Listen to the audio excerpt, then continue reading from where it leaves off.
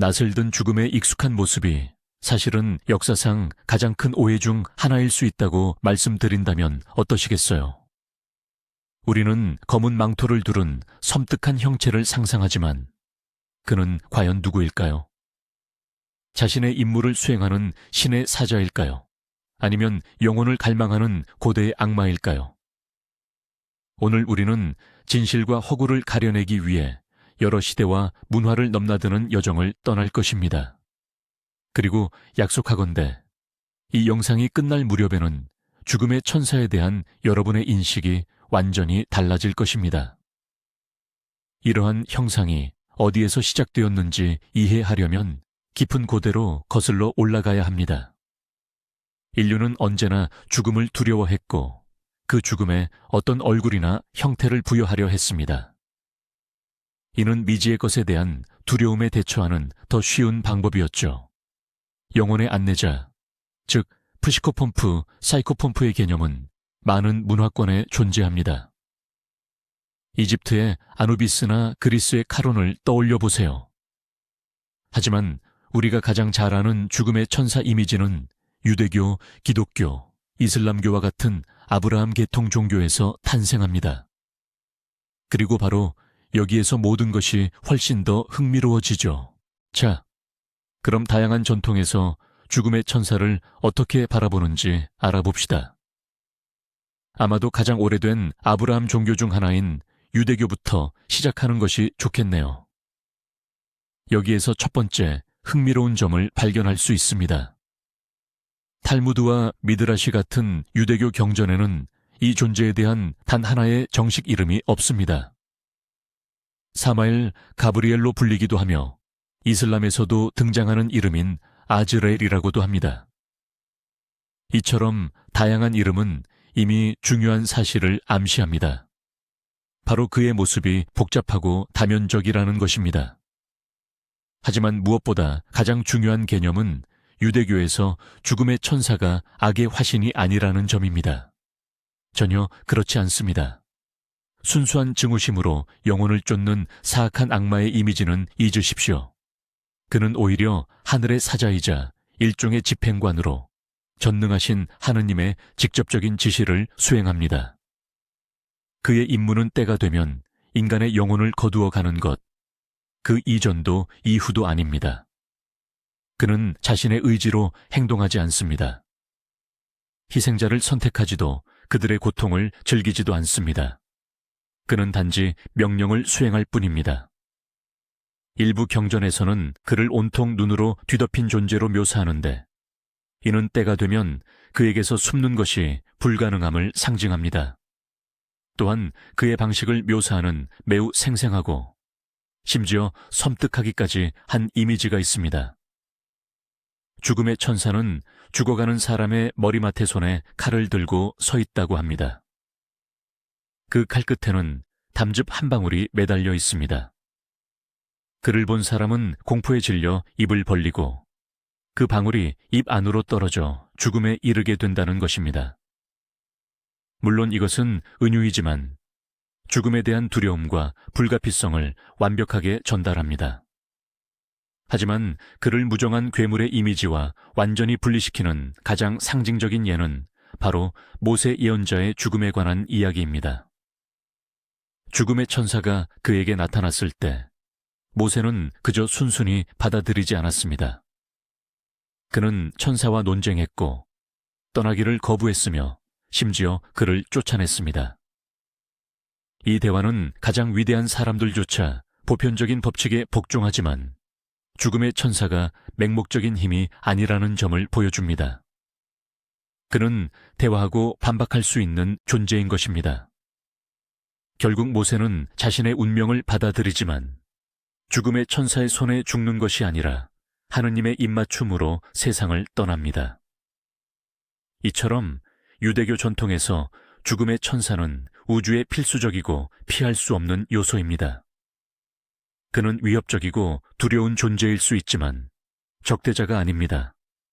그는 단지 신성한 계획의 일부이자 우주에서 가장 복잡하고 슬픈 일을 수행하는 존재일 뿐입니다. 기독교에서는 어떨까요? 여기서야말로 우리가 찾던 주인공을 만날 수 있을 것 같죠. 하지만 여기서 우리는 아마 가장 큰 놀라움에 직면하게 될 겁니다. 만약 성경을 펼쳐 죽음의 천사라는 인물을 찾아본다면 찾을 수 없을 겁니다. 네, 잘못 들으신 게 아닙니다. 기독교의 정식 경전에는 그런 존재가 아예 없습니다. 물론 성경에는 하나님의 명에 따라 재앙을 가져오는 천사들에 대한 언급이 있습니다. 예를 들어 출애굽 당시 이집트의 마다들을 죽인 천사나 아시리아 군대를 멸한 천사처럼 말이죠. 하지만 이들은 늘 이름 없는 신의 징벌을 집행하는 존재일 뿐 죽음의 천사라는 특정 직함을 가진 인물이 아닙니다. 우리가 찾는 것과 어렴풋이 닮은 유일한 이미지는 요한계시록에 묘사된 묵시록의 4기수 중 하나입니다. 그의 이름은 사망입니다. 그는 창백한 말을 타고 있으며 지옥이 그를 따릅니다. 그러나 이것은 천사가 아닙니다. 이것은 훨씬 더 추상적이고 원시적이며 위협적인 힘이자 정말 그 자체의 화신입니다. 그렇다면 우리가 익숙하게 아는 그 이미지는 어디에서 온 것일까요? 검은 후드 달린 망토를 입고 거대한 낫을 든 바로 그 음산한 수학자 그림 리퍼 말입니다. 그것은 훨씬 뒤 중세 유럽의 문화 속에서 탄생했습니다. 그리고 그 모습이 나타나게 된 가장 큰 원인은 바로 흑사병이었습니다. 14세기 유럽을 상상해 보세요. 흑사병이 도시와 마을을 휩쓸며 수백만 명의 목숨을 앗아갔습니다. 죽음은 어디에나 있었고 일상이 되었죠. 사람들은 필사적으로 죽음을 이해하고 시각적인 형태로 표현하려 애썼습니다. 바로 그때 망토를 걸친 해골의 우의적인 형상이 탄생합니다. 그렇다면 왜 하필 낫이었을까요? 이것 또한 매우 강력한 상징입니다. 낫은 수확을 거두는 농부의 도구죠. 이 경우 수확물은 바로 인간의 영혼입니다. 이 비유는 모든 농부에게 명확하게 다가왔습니다. 수확자는 악하지도 선하지도 않습니다. 그는 단지 자신의 일을 할 뿐, 의인이든 죄인이든 부자든 가난한 자든 가리지 않고 거두어 갑니다. 낫은 죽음 앞에서 모두를 평등하게 만들었습니다. 결국 우리에게 익숙한 이 유명한 그림 리퍼는 성경에 나오는 인물이 아닙니다. 그것은 민간 설화, 전염병에 대한 두려움, 그리고 무시무시한 현실에 맞서려는 예술의 시도가 낳은 산물입니다. 시간이 흐르면서 그는 문화적 현상이 되었고 우리의 의식 속에 깊이 자리 잡아 사실상 다른 모든 이미지를 대체했습니다.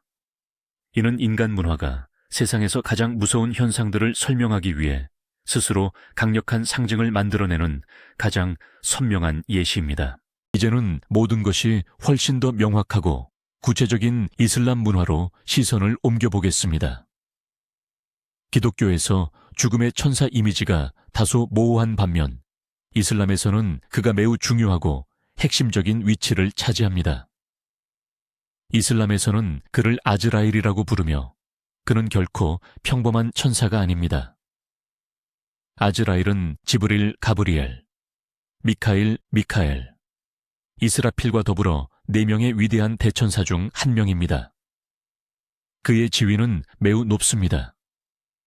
그의 주된 임무는 유대교에서와 마찬가지로 살아있는 모든 존재의 영혼을 전능하신 분, 알라께서 정하신 바로 그 순간에 거두어 가는 것입니다.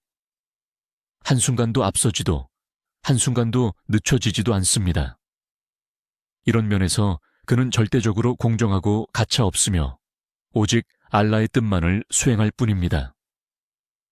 일부 전승에 따르면 그에게 온 세상은 마치 손바닥 위의 접시와 같아서 때가 된 자의 영혼을 쉽게 거두어 간다고 합니다. 그런데 가장 흥미로우면서도 이슬람의 관점을 근본적으로 차별화하는 점은 그가 이 일을 어떻게 수행하는지에 있습니다. 그의 모습과 행동은 사람이 살아온 삶의 방식에 따라 직접적으로 달라집니다.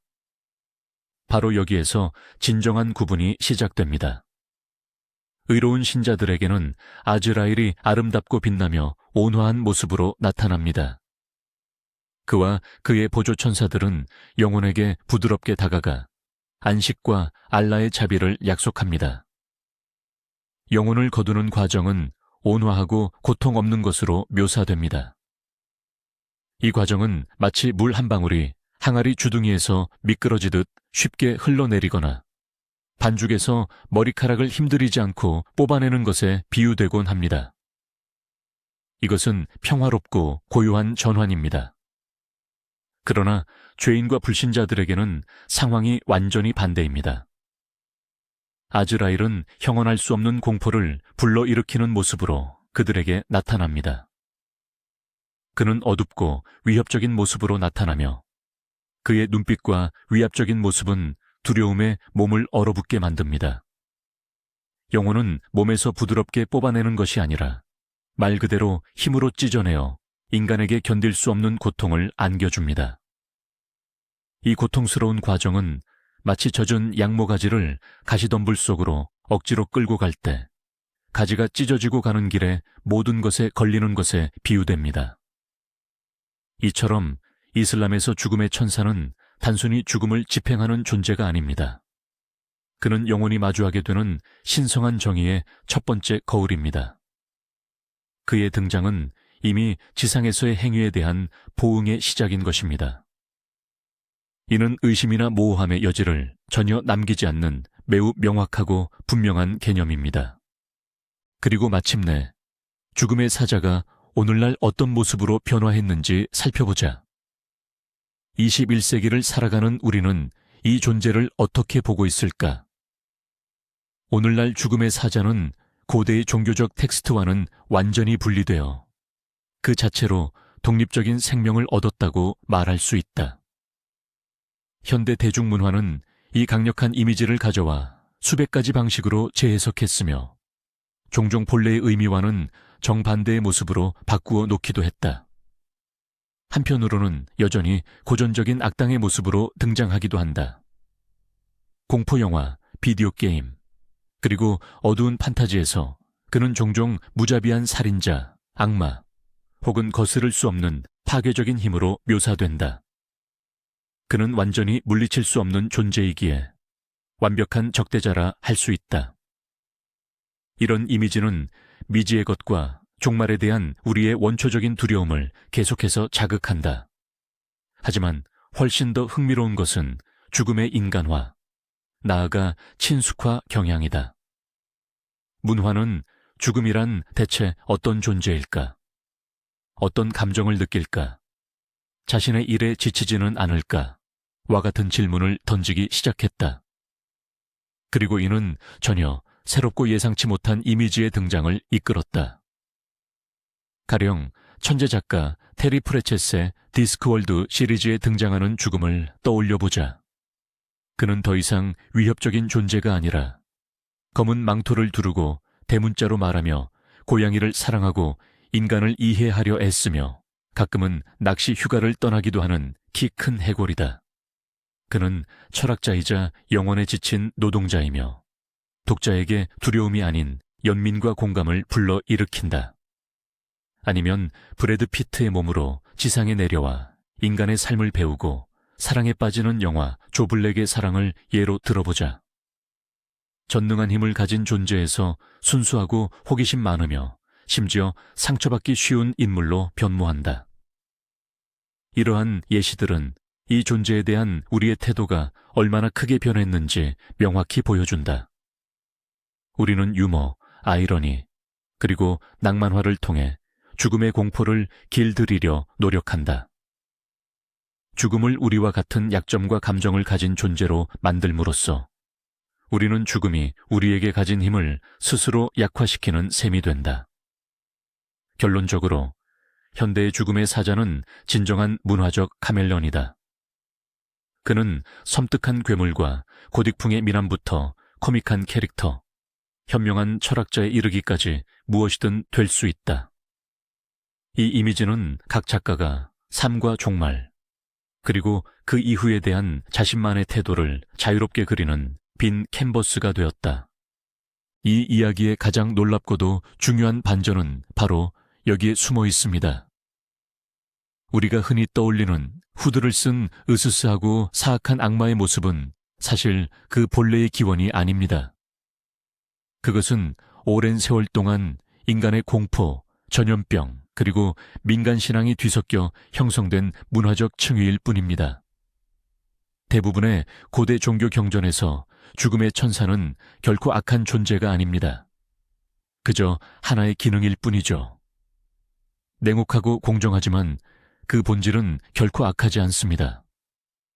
그는 지고한 존재의 명을 따르는 이 땅에서의 모든 업무를 마무리 짓는 하늘의 관료와 같습니다.